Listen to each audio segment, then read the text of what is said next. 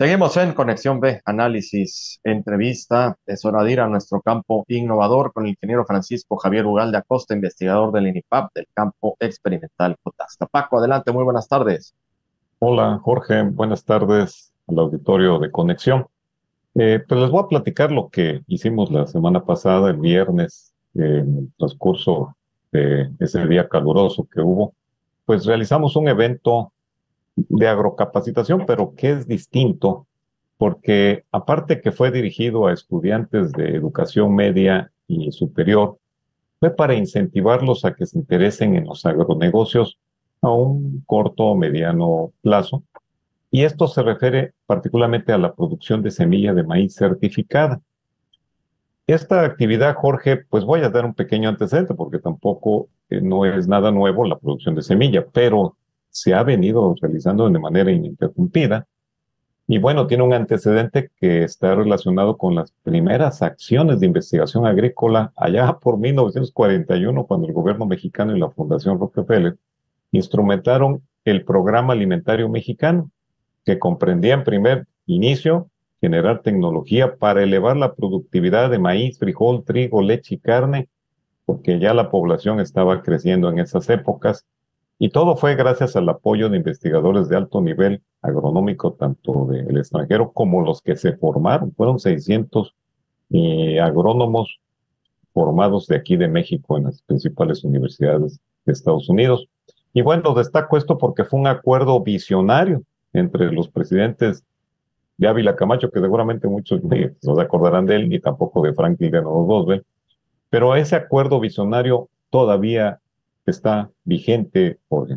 En esta ocasión me voy a referir específicamente al maíz, que fue el que pues, se desarrolló con mayor prontitud, y precisamente porque se elevó la productividad tanto por hectárea como para producir el grano necesario del país entre las décadas de los 50 hasta mediados de los 90. Estos avances en el proceso de generación de variedades e híbridos de maíz mejorados genéticamente fue a partir de las razas nativas de este país, los cuales fueron colectadas en 1943 y siguen dando buenos resultados. A partir de ahí se generaron los primeros maíces, tanto para las zonas frías templadas como para las tropicales.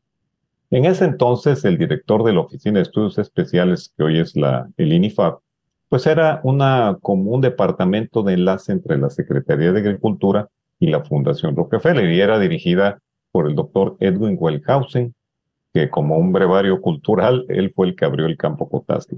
Bueno, en ese entonces empezaron a observar que el trabajo de mejoramiento genético que ya estaba realizado por mexicanos y norteamericanos estaba dando resultados de alto impacto en aumento de la producción, pero era necesario crear un organismo que se encargara de la producción de semilla certificada para que se extendiera por todo el país.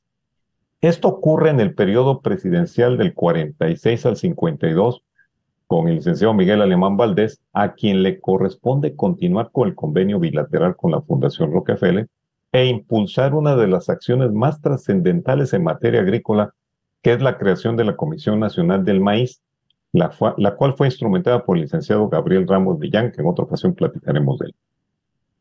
En 1947, esta Comisión Nacional del Maíz inicia operaciones y es también en la región de San Rafael, Veracruz, donde se asienta un campo experimental, el primero de los que empiezan en el tema del maíz, y ahí se forman los padres en este caso, llamados progenitores de los maíces mejorados, a partir de la raza tuspeño en particular.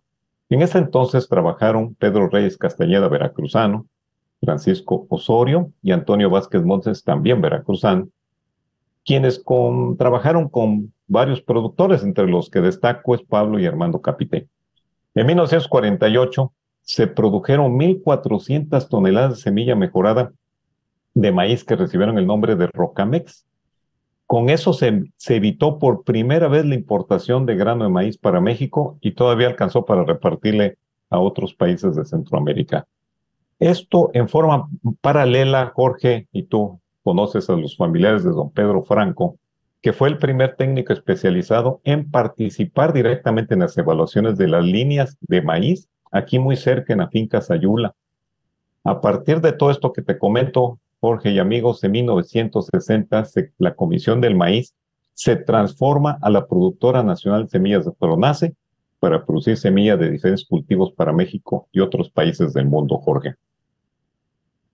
Paco, a ver, te quiero preguntarte algo, porque ya en reiteradas veces hemos estado platicando en este espacio sobre lo determinante que fue la participación de la Fundación Rockefeller, es decir, la influencia que tuvimos de los norteamericanos para que se consolidara el INIFAP para los campos experimentales y el inicio de todas estas tecnologías que nos ha llevado a que estemos en estas instancias en los distintos cultivos. Hablas ahorita del maíz, pero también hemos hablado del frijol y de las diferentes variantes que existen. Y en gran medida ha sido gracias a el trabajo que se hizo en conjunto con la Fundación Rockefeller. Mi pregunta es, ¿no hay posibilidad de que pudiéramos trabajar en conjunto de nueva cuenta con los norteamericanos para seguir avanzando en ese sentido? Bueno, Jorge, de hecho, en 1960 la Fundación Rockefeller finalizó su compromiso. Haz de cuenta que ahora sí nos crió en el sentido técnico y ya de ahí formó a muchos investigadores, ¿no? En fechas recientes hay una serie de convenios que han tenido con la Fundación Rockefeller, con las fundaciones de otros tipos también, tanto norteamericanas como extranjeras, precisamente para tratar de mantener ese intercambio genético, porque resulta que México tiene, pues por la condición climática, tiene muchas ventajas y puede proveer a otros países de esta tecnología, tal el caso del frijol. Entonces, sí se hacen convenios. De hecho, actualmente, por ejemplo, hay un convenio en el campo Cotazla con JICA, que es una agencia internacional de Japón, y así van pasando con la evolución del tiempo, Jorge. Pero lo que sí queremos dejar el antecedente es que esa, esa, ese acuerdo bilateral que ocurrió hace más de 80 años fue la forma de que hubiese esta génesis de la investigación agrícola. Y les quiero comentar toda la infraestructura que fue construida, equipos, inclusive hasta escritorios, todavía siguen en el campo Cotazla, muestra de que los cuidamos muy bien, Jorge. Y bueno, siguiendo con el tema de la producción de semilla de maíz, pues han pasado 53 años de la intervención clave de este organismo productor de semilla que era Pronace, porque nosotros al producir una semilla entregábamos los progenitores para que ellos la multiplicaran en semillas certificadas y llegaran a los productores. Pero en el año 2000, no sé a quién se le ocurrió, dijo, hasta ahí llega la Pronace, y lo primero que se han de preguntar, y me pudieran preguntar es, bueno, ¿cuál fue la causa de que cerraran esta institución clave en el sector agropecuario? La mera verdad, no sé cuáles son las razones de peso que motivaron esta acción. Lo que sí sé, Jorge y amigos, es que provocó una interrupción en la cadena de suministro de semillas mejoradas a productores de todos los cultivos y niveles económicos, afectando más a los de una economía pues más magra, ¿no?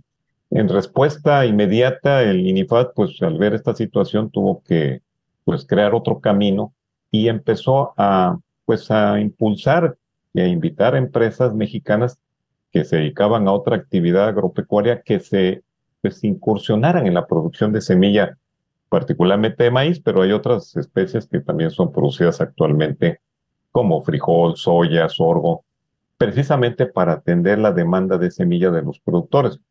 Quiero decirles que no es con la misma magnitud de antes, ¿eh? Con el tiempo se han ido realizando ajustes en este proceso, como son acciones de promoción para que agrónomos, estudiantes, productores e inclusive inversionistas de este sector o de otro se interesen en producir la semilla de maíz. Es un buen negocio. Les comparto un dato. Solo el 20% de la superficie maicera del estado de Veracruz se siembra con semilla mejorada. Imagínate el gran negocio o la expectativa que hay. Y bueno, al ser tan poca superficie utilizándose semilla mejorada, pues esa es la causa de la baja productividad del maíz por hectárea de los agricultores y también de que la producción que tenemos no alcanza para atender la demanda interna, tanto de consumo como maíz para tortillas o cualquier otra cosa, como para la agroindustria. También hemos identificado zonas que con el solo cambio de la semilla mejorada del campo Cotazla se puede subir hasta el 100%, que ya lo hemos platicado aquí, y eso aportaría volumen a la producción estatal. También somos muy respetuosos de las zonas donde hay maíces criollos, porque no es conveniente llegar con maíces mejorados. Podemos ocasionar una erosión genética y lo que se hace ahí es conservar y seleccionar el maíz de esa raza nativa para mejorar el rendimiento y evitar daños por factores ambientales. Bueno, todo esto les platiqué para llegar a esto. El pasado 26 de mayo, el Campo Cotazla realizó el primer evento de capacitación para emprendedores en producir semilla de maíz certificada y lo dirigimos a estudiantes de bachillerato agropecuario, Juan Carlos Acarrillo, de Veracruz y de Tustepet, Oaxaca, y a los alumnos de la Facultad de Ciencias Agrícolas de la Universidad Veracruzana, así como algunos productores que participan con algunas escuelas de la cuenca del Papaloapan, para que conocieran los campos de lotes de producción de semilla, así como son los arreglos para producir semilla, no es igual que sembrar cualquier maíz, y aprendieron cómo se puede producir un híbrido. También participaron en la cosecha y en la selección de mazorcas sanas, porque todo esto tiene que pasar por un proceso de calidad. La próxima semana tienen dos prácticas esenciales, que es la selección de grano a través de cribas especiales y también la protección contra plagas y enfermedades, precisamente para que esa semilla asegure la calidad física que necesita uno para sembrar. Y a partir del 15 de junio, todo este proceso, los que participaron van a establecer módulos de validación y demostración con dos híbridos, uno que es el más nuevo, que probablemente vaya a estar en el mercado más de 20 años después de su liberación, pero es importante que lo vayan conociendo. Y esto va a ser en forma dual, o sea, lo van a conducir productores, técnicos de agencias municipales de los ayuntamientos, así como profesores y estudiantes de instituciones educativas. Y lo vamos a hacer en Veracruz, Oaxaca y Tabasco, pues para conocer cómo se comportan productivamente, si toleran los factores, ahora que ya andamos en el fenómeno climático del Niño, porque a veces nos presenta la sequía canícula, que es la que se conoce. Y bueno, lo importante de esto es darles una oportunidad productiva a los jóvenes que a futuro van a egresar o se van a dedicar a la agricultura y precisamente para atender la necesidad de semilla de maíz certificada, pues en sus comunidades, Jorge. Pues felicidades, Paco, de nueva cuenta, un reconocimiento a esta gran labor que están haciendo y que sigan de esta manera porque están también apoyando a toda la juventud y a los nuevos valores que están interesados precisamente en esta área, en la agricultura, en todas las actividades agropecuarias. Paco, excelente como siempre.